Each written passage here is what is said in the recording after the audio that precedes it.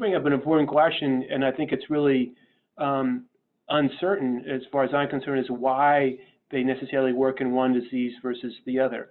For instance, think about large cell lymphoma. We know that the BTK inhibitors have activity. The group at the NCI, Wynne Wilson's group, were some of the first to prove that ibrutinib had activity in patients with large cell lymphoma. Unfortunately, it's very short-lived, and patients rapidly progressed there. It looked like it was largely confined to patients with the ABC subtype, where we would think that pathway naturally would be more activated, but the responses were not durable, at least as a single agent.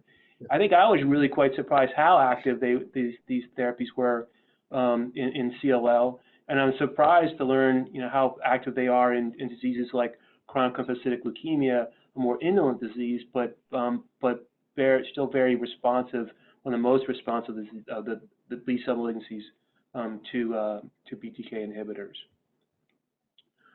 Well, I think that we should talk a little bit about the different BTK inhibitors and their indications in different diseases. Let's first talk about ibrutinib.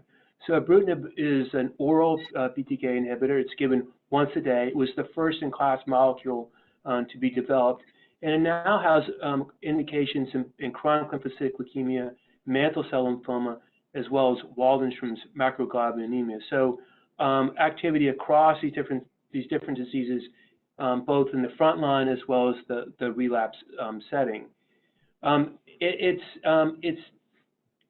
often criticized as being perhaps having a dirtier molecule and compared to some of the next generation molecules, which are specifically for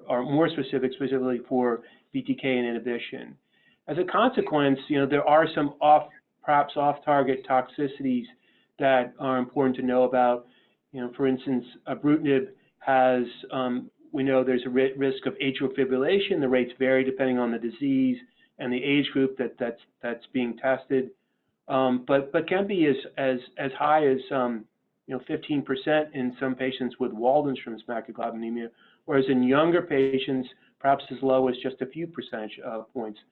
And so, there are adverse events. We of course know that there's this bleeding phenomenon that occurs where patients bruise quite easily and perhaps at risk for more major hemorrhages when combined, more specifically when combined with other forms of anticoagulation.